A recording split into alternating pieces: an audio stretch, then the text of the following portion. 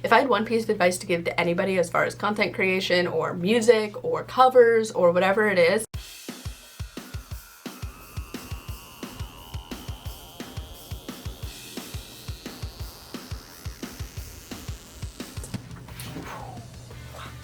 Hello, my name is Pinku, and in May of this year I released my first single called No Thanks to You. This has been a crazy journey. The fact that I am even holding this is crazy to me.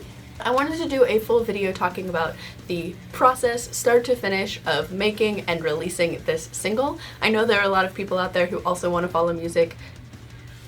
I know there are a lot of people out there who want to create music in a similar way, so I wanted to talk about my journey with it, what I think worked, what I think didn't work, what I can change for next time, and answer some questions that were asked to me on Instagram. Throughout this video I'm going to give you some tips as I kind of talk about what I did start to finish. Section it into 3 little parts. So we've got the starting the process, actually writing the song, and the release. So when you are releasing music by yourself and you don't have anybody else that you're working with, you kind of are like your own contractor. Like when you're building a house, you have one guy who is talking to multiple different companies to build the foundation, to build the walls, to do all of these things. Releasing music by yourself is a very similar process. And I think from the very beginning you need to decide what your priorities are. The reason that I say that is that this costs a lot of money to do, and you need to sort of decide what you're willing to spend money on to have somebody else do, what you're willing to do yourself, and I've figured out that what you're willing to do yourself and what you can do yourself are 2 very different things. But for me, I knew that my 3 priorities were that I wanted to work with a musician or a producer to actually create the tracks. I wanted to create music videos because I think music videos are such an important part of music to me. I've always enjoyed them a lot, and I wanted to have a physical release. But all 3 of those things cost a lot of money, so I had to sort of decide which of those 3 things was I willing to commit to the most, and the other ones I could sort of skimp a little bit on how much money I spent, or be able to do more of those things myself. So for me, the thing that I wanted to invest the most money in was the production of the music. My biggest goal was I wanted to create music that people wanted to continue to listen to. So to me, that was the most important part and the thing that I spent the most money on. Now, my producer for both of the tracks on this single is Kamikaze bitch. He is an amazing producer. I really recommend him.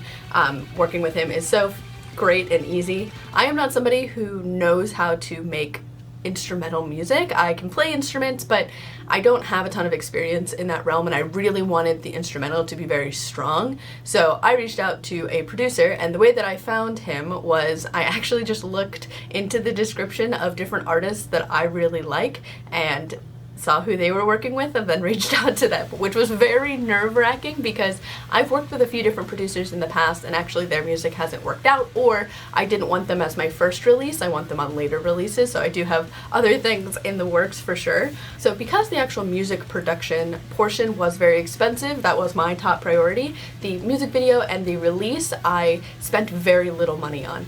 The music video for No Thanks to You cost me almost no money. Everything I already owned. The camera was really my biggest expense, but thankfully I was able to raise a lot of that money for that through my streams, so that's definitely something that you can look into as well if you are a streamer, if you have content that you create otherwise, maybe a Kickstarter, something to help get those funds if you don't have them. And for the music release, I chose the cheapest physical release I could find, and actually I liked this option as well because it doesn't have a ton of excess plastic. It's just a sleeve with the CD inside of it. Then for the actual CD, I did all of the art for the release as well as the CD art myself. I know how to use Photoshop, and I know how to format things for a template, so that was a skill that I was able to do. If you have friends that know how to use it, or if you just can look up some tutorials, it's not too difficult. Especially the site that I used, which I'll have linked below, had good walkthroughs on how to use their templates, so that was really helpful as well. But all of my CDs, I ordered 50, I believe, with shipping cost me about $120. I also want to be clear that for me, my goal is to not make a profit off of music. If I break even, that's great, but it's something that I've always wanted to do, so I'm okay losing a little bit of money on it. I really don't anticipate to make a ton of money off of my music, but I know for different people, they want this to be their career, or they want to be able to make an income from it. So if that's the case, you may want to approach how you spend your money and how you budget your money a little bit differently, but this is what worked for me. For the writing process, I, for context, have written music for about 5 years or so. I've written songs here and there. I've actually released a few on my YouTube channel just casually, but it's still very new to it, especially when somebody else is creating the instrumental and then I'm creating the melody and the lyrics on top of it. What I did when I reached out to Kamikaze Bitch initially is I had the concept for No Thanks to You, the first song on the single, already in my mind, and I created a YouTube playlist of songs that I was inspired by for it and the sort of vibes and style that I wanted the song to be in, and I think that helped a lot. As well as describing the origins of the song and the meanings behind things helps create that image for your producer to be able to create that instrumental for you. So for me, writing a song is actually a lot easier when I already have the instrumental. Otherwise, I've just done it like on my ukulele or my guitar and just sang over it and see what happens. And that's sort of what I did with the instrumental as well, as I listen to it and I figure out where I want certain things to fall. Is there anything that stands out to me immediately? I don't always start right from the beginning. I had the concept for the chorus first and I went back to the verse. The first part of the verse was actually what took me the longest to write for No Thanks to You. I had the rest of it pretty laid out, but I just started singing, or in this case it was kind of more like talk singing over top of it. Certain parts of it actually came from songs that I wrote previously, like Your Diction, Your Fiction, Your Self-Affliction, I Can't Be Bothered by Your Walking Contradictions is actually part of a song that I wrote a few years ago, but I really liked that line and I wanted to pull it into here. And the rest of the song that it was a part of I didn't really care about. And I think that that's really cool to pull in things that you like from a lot of different things that you've worked on. And if you haven't written other songs, something that I want to emphasize is that you don't have to release everything that you write. That being said, you don't want to wait until you're ready because you're never really ready.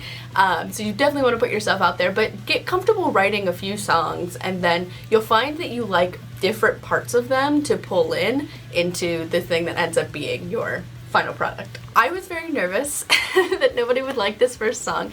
Even though I had put out a few songs that I had written before on YouTube, this felt like a much bigger thing and I wanted to make sure that people would like it. In the end of the day, it's just art, and if people don't like it, then it's not for them, and some people will like it, it will, you know, resonate with them, and that's what matters. So I wrote all of the lyrics. I had a few friends that I trusted listen to demo tracks of it, not focusing so much on the singing, but just on the structure and if the lyrics made sense. A lot of my friends pointed out timing issues in some of the lyrics that I wrote, and I totally agreed, but when you're working on something for so long, it's very easy to just get tunnel vision and kind of become blind to it. So having one or two friends that you really trust to be like, no, like this, I like the concept, but the timing's not quite right here, and that really helped solidify the choruses for me. When it came to writing the second track, I knew I wanted a much more electronic feel and a lot more chaos. I actually really struggled with the chorus for loading, and I stressed over it for about a month straight.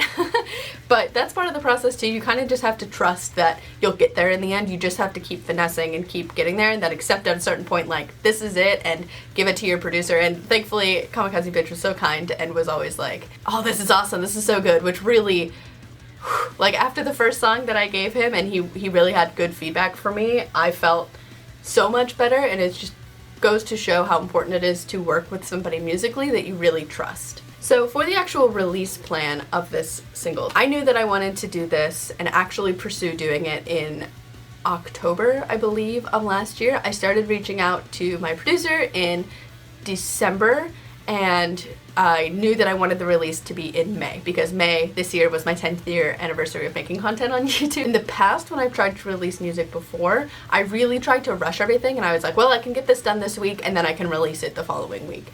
I do not recommend doing that. I recommend really giving yourself time to finish things and then announce them. If I had one piece of advice to give to anybody as far as content creation or music or covers or whatever it is, create the thing, then announce it. When I announced that this single was happening, everything except for loading was done. That was sort of the last thing that I needed to do before sending, you know, all the files off to be printed, to set up to my distribution, and even that stressed me out, that I still had something to do before it was announced. And that way too, if almost everything is done by the time you're able to start talking about it, you can focus on hyping it up, talking about it, getting people excited, and all of your focus won't be on, I need to finish this thing before my release date. That is very hard to do. I think it takes a lot of self-control. When I create something, I just want to give it to everybody immediately, but it did help a lot with my stress levels when it came to creating this. Also, the other tip that I have is write everything down. I have a spread in my journal here that I had all of the dates that I wanted everything to be done by. I had written down, I want the music to be done by this date. I want the to order the CDs by this date. I want the MVs to be done by this date, and the big release to be on this date. And it really helped me compartmentalize things and have like certain tasks that I knew I needed to do instead of, oh, I need to do all of these things all at once. And having it written down somewhere really helped me not constantly think about it so that I wouldn't forget. I really recommend, this is just a bullet journal. I have my emote sticker on it. I even have like future plans that I may want to do with music written down in here as well, so that I can always go back and look at it and think, okay, what have I already thought about? So like I said, I will have all the resources that I used down below. For the MV for loading, I did end up using a studio that I found on Peerspace, which is a site that I hadn't known of before, but it's actually really cool. It shows you studio spaces, photography spaces, filming spaces that are available to rent. Some of them are kind of expensive, but the one I found was pretty cheap. So that was the only money I spent on the music video, aside from the outfit that is my performance outfit for a little bit. I will put the site for the CDs here. I can't remember off the top of my head. And then I used DistroKid for distributing the songs digitally. I asked on Instagram what kind of questions people had about the release, about my process with the release, inspirations, anything at all, and I want to answer some of those. So Zeta asked, what inspired the creation of your outfit? So this outfit was a collaboration designed by myself and Terumi, who is an amazing costume designer. She's currently overseas, so I don't think her commissions are open, but she makes wonderful outfits. She made my previous outfit as well. We were very inspired by AKB48 and plaid, and making this outfit a little more edgy, but also still feminine. My main inspiration for this outfit was actually wanting it to be versatile, so it has the vest that comes off and the bustle that comes off so that I can dance a little bit better in it, and also just have a variety of different looks that I can wear, and that makes it a lot longer lasting and just, again, more versatile. Aika also asked me what inspired the concept for each song. So the first song on the track was inspired by a situation that I was in a few years ago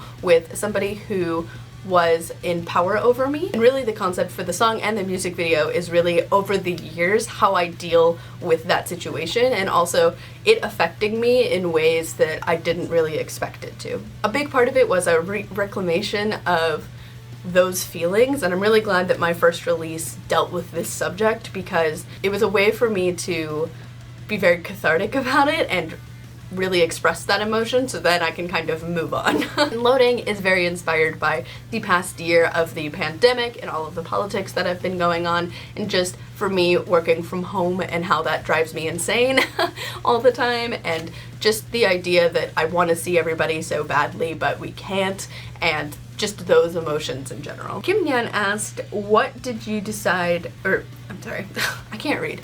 Kianna asked, how did you decide what type of song you wanted it to be? So I love like pop punk music and rock music, and even like J-rock. Like a lot of Wasta songs that I really love are their more rock centered songs, so I know that that's very much what I want my sound to be as well. So I really just pulled from songs that I can't stop singing, and I wanted to pull those into my own music. And then I also am a huge fan of electronic music. I love like auto-tune effects and all of that kind of stuff, so I want to pull that in too. And it actually was a fun balance trying to figure out how do I make both of these songs still sound like they're from the same artist. And then Poppy asked, what was the most difficult part of producing your own song and what did you learn from it? So for me, the most difficult part was sort of my own personal walls. When you're creating something and you're releasing it out, it's very anxiety inducing.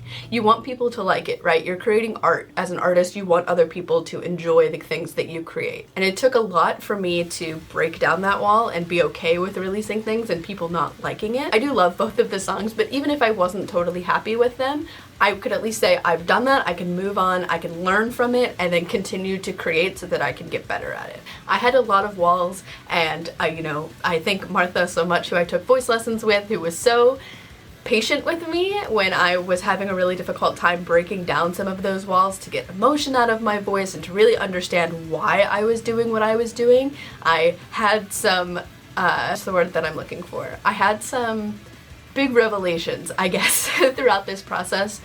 And you really, when you're writing songs that are about things that are so personal, it can really bring up those emotions again, and a lot of that was interesting to go through, but it was very good. I think it was a really good healing process for me. There's two things that I think I will improve for next time. One is I don't think I did like the marketing for this very well.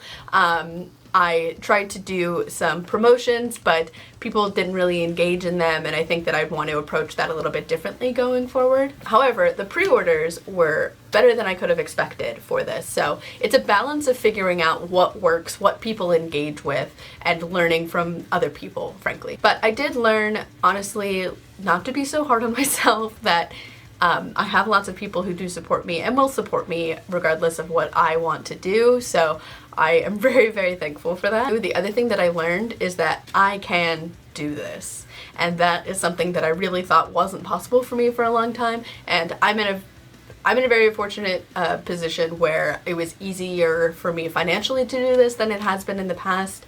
Thanks to the pandemic, I wasn't traveling or doing any conventions or any of that kind of stuff, so I was able to use that money on this. But even the fact of learning that this is something that is possible for me is just crazy. I still have a ton to learn when it comes to writing and releasing music, but I want to continue to share that process with you so that if you're also on the same journey, you can learn from my mistakes and we can grow together. And if you're not interested in releasing music, maybe it's still interesting to hear sort of the process and what goes behind a release like this. If you have any other questions about this process, feel free to ask below. I will definitely respond and we can have a conversation about it. Thank you so much for watching. From the stars in the sky, I'm Alex Pinku. Goodbye!